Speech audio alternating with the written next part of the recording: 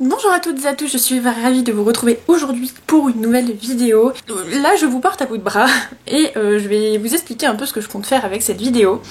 Il se trouve que depuis début août, je suis sur le tome 1 du cycle 2 de l'Assassin Royal, qui me reste un tiers et que je n'arrive pas à le finir.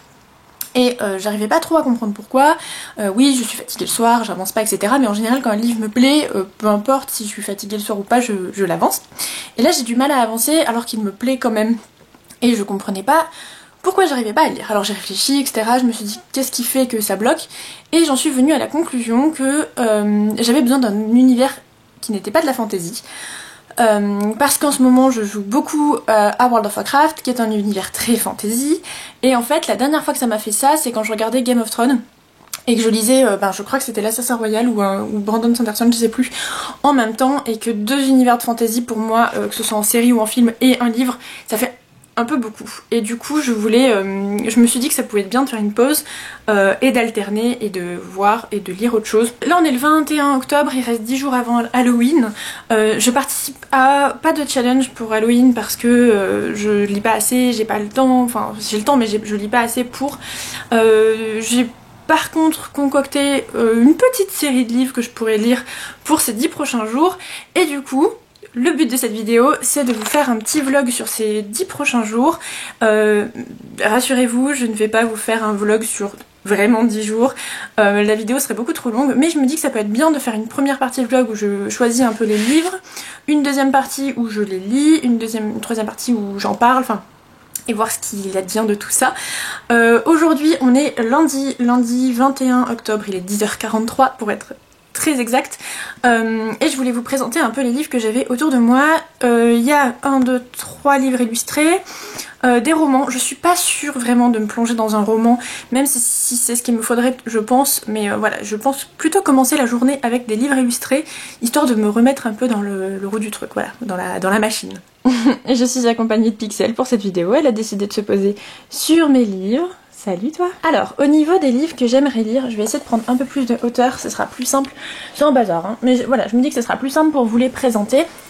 Alors, le premier, c'est les nanofictions de Patrick Beau. Alors ça me fait très plaisir de l'avoir en livre parce que j'ai fait mon mémoire de M1 dessus. Patrick Beau, c'est le vidéaste qui anime la chaîne Axolot, et dans ses nanofictions, publiées sur Twitter, il proposait des textes très très courts, en 280 caractères, avec une chute, enfin voilà, des micro-nouvelles on va dire. Son compte Twitter c'est nanofiction, là. Ici c'est publié en livre, avec des illustrations que je trouve magnifiques. Enfin vraiment, je les trouve vraiment très très très belles. J'ai pu le rencontrer quand il est venu à Lyon, j'ai pu le faire dédicacer, j'adore discuter avec lui à chaque fois. Et du coup, je pense lire, j'en ai lu déjà pas mal, hein, puisque je les connaissais de son compte Twitter, j'en ai commencé. On est dans quelque chose d'assez étrange, bizarre, inattendu, voire paranormal, et je pense que là pour les 10 prochains jours d'octobre ça peut être très bien. Voilà, c'est chez Flammarion, ça coûte 13 €, c'est un petit livre mais il est vraiment très chouette, je suis trop contente de l'avoir, donc voilà pour lui. Alors là on est sur un roman de chez Gallimard Jeunesse qui a été écrit par Audrey Alouette, que j'ai reçu en service presse et que j'ai pas eu l'occasion de lire encore, mais vous voyez clairement pour Halloween on ne peut pas faire mieux je trouve. Ça parle de sorciers, de magie, d'après ce que j'ai compris, de grimoire, de beignets de prédilection et de serpillère enchantée. Bon bref, on est dans le thème. Lui il me tente bien parce que c'est un univers jeunesse, que ça pourrait me couper un petit peu, qu'on est voilà dans... Je sais pas trop dans quelle mesure ça peut se lire vite et bien. Je le commencerai peut-être et je verrai ce que ça donne. Désolée Pixel, elle apprécie pas. Non mais dis donc. Lui, je vais sûrement le lire dans la semaine. Vraiment, je veux le lire. Il s'agit du détective du bizarre de Billy Brouillard et la chasse aux fantômes de Guillaume Bianco. C'est chez Collection Métamorphose et il est magnifique. C'est Ninon qui me l'a donné parce qu'elle l'avait en double pixel. Tu me laisses montrer, hein, s'il te plaît. Allez. En fait, ce que j'adore, c'est que déjà il est très beau. Je vais vous montrer. Regardez comme c'est joli. Non, c'est vraiment beaucoup trop beau. Je suis complètement fan. Enfin bon, on est d'accord, pour Halloween c'est parfait. Je peux difficilement trouver mieux. Donc lui, je le lirai rapidement.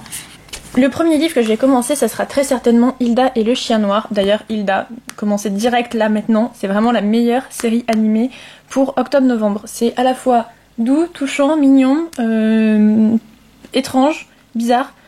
C'est absolument parfait. Donc Hilda à la base c'est une bande dessinée, ça a été adapté par Netflix l'année dernière, j'attends vraiment la saison 2. Alors là les couleurs c'est pareil, c'est vraiment un truc de fou. Et pour vraiment filmer avec ce chat là c'est quelque chose hein. Et donc pour l'automne, non mais regardez, c'est parfait aussi. Ah non c'est vraiment trop beau. Donc ça je pense que je vais les lire aujourd'hui parce que ça fait pas trop Halloween. Et quand même, on est dans l'automne, oh c'est vraiment trop beau. Et je pense que je vais revoir la série parce que c'est pas possible autrement là, c'est vraiment... Voilà, non, c'est vraiment... Donc Hilda, c'est l'histoire d'une petite fille qui habite à la campagne, qui... non mais regardez-moi ça. Hilda, c'est l'histoire d'une petite fille qui vit à la campagne et sa maman va vouloir déménager en ville. Elle va avoir un peu du mal à accepter ce changement et voilà, elle est très attachée un peu aux esprits de la nature. Voilà. Bon, je vous laisse un peu découvrir. Vraiment, si vous pouvez voir la série télé, les musiques sont géniales. Enfin, gros coup de cœur. Autre album illustré pour Halloween. Alors là, vraiment, pareil. Est-ce que j'ai besoin d'en parler plus ou ça, c'est ok? On est sur Horrific Land. Ce que j'adore ici, c'est qu'on est sur on est sur du Disney. C'est chez Glénat. C'est scénarisé par Lewis Trondheim et illustré par Alex Inez. Alex Inez m'était au Lyon BD Festival et j'ai pu avoir une dédicace. Elle est vraiment très belle. Je vais vous montrer. Regardez. Vraiment trop belle. En fait, ce que j'adore avec ces bandes dessinées, c'est que on est vraiment sur un trait un peu ancien, je trouve, presque traditionnel. Enfin, on est sur un vieux Mickey. Je sais pas si vous voyez, mais j'adore. Je suis complètement fan du dessin. Voilà. Et là, c'est pareil. Bon, on est dans les fantômes. On est dans le mois d'octobre. Hein, vous voyez ce que je veux dire? Mais là, alors là, voilà, c'est vraiment le dessin qui me souffle à chaque fois. Donc ça, je pense que je vais les lire, pareil, comme Billy Brouillard, plutôt en fin de semaine, plutôt vers Halloween. Tant qu'à faire, comme ça on sera vraiment dans le thème. Mais ça faisait longtemps que je voulais cette bande dessinée, je suis très contente de l'avoir. Il y en a d'autres sur Mickey Mouse, beaucoup moins Halloween et plus traditionnel, que je prendrai sûrement. Je vous reprends Facecam parce que la Pixel c'est pas possible, elle veut taper tous mes livres. L'année dernière j'avais lu Coraline de Neil Gaiman que j'avais adoré pour la période, c'était parfait.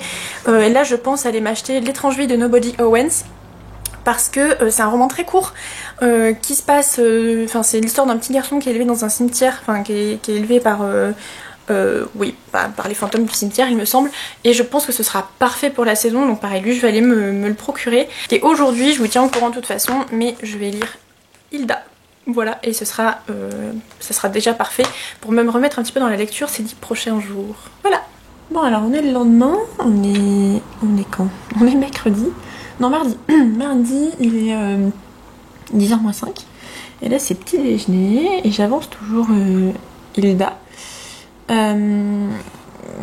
Pixel, elle veut manger ma brioche. C'est non. Voilà, je suis complètement fan des couleurs. C'est vraiment ce que j'apprécie le plus dans cette bande dessinée. Alors, le scénario ressemble beaucoup à un épisode de la série télé.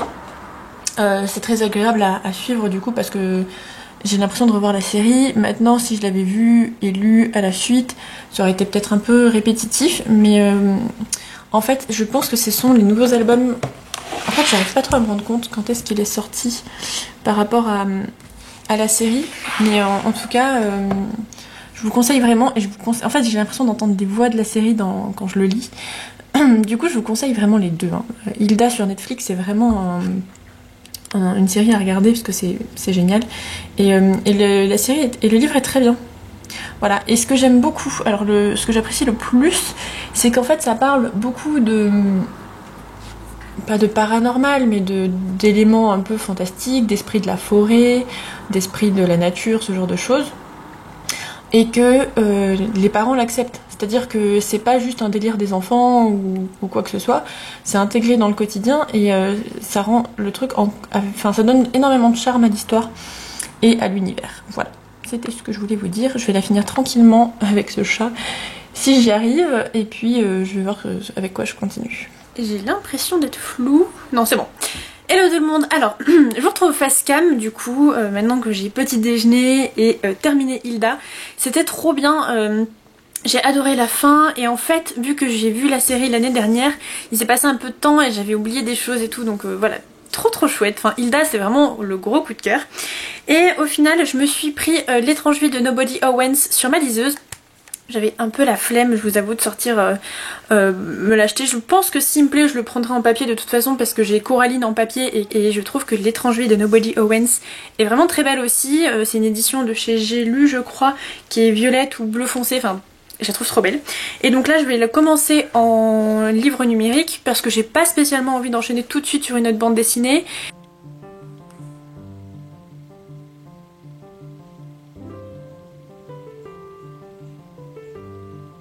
Et bonjour, je vous retrouve, on est mercredi matin, il est un petit peu tôt, il est 9h je pense.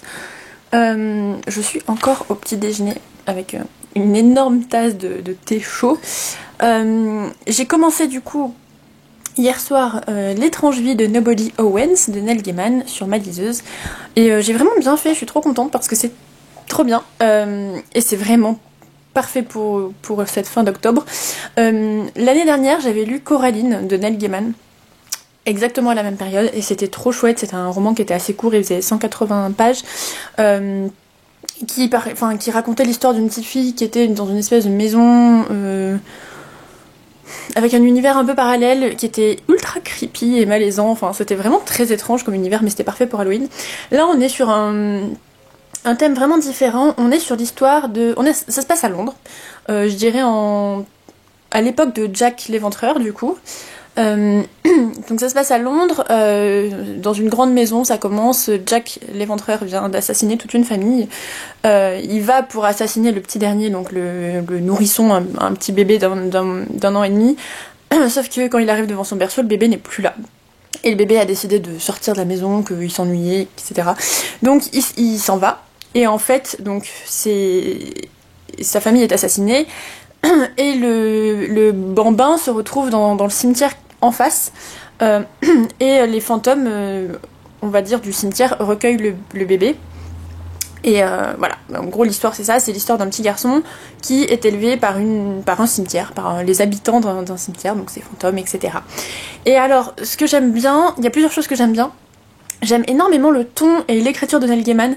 J'avais retrouvé ça dans De bons présages. Il y a un côté un peu méta dans le sens où la narration et le narrateur se placent un peu au-dessus. Et du coup, on a des... ça fait comme dans certaines séries quand il y a une voix off, je sais pas si vous voyez. Et ça me plaît beaucoup parce que ça rajoute quelque chose au livre, je trouve. Les personnages ont l'air très intéressants, les thèmes aussi. Donc voilà, pour l'instant j'aime beaucoup. J'ai lu le premier chapitre, ce qui correspond quand même à 12% du livre, donc je me rends pas très compte. Je crois qu'il fait 240 pages, quelque chose comme ça.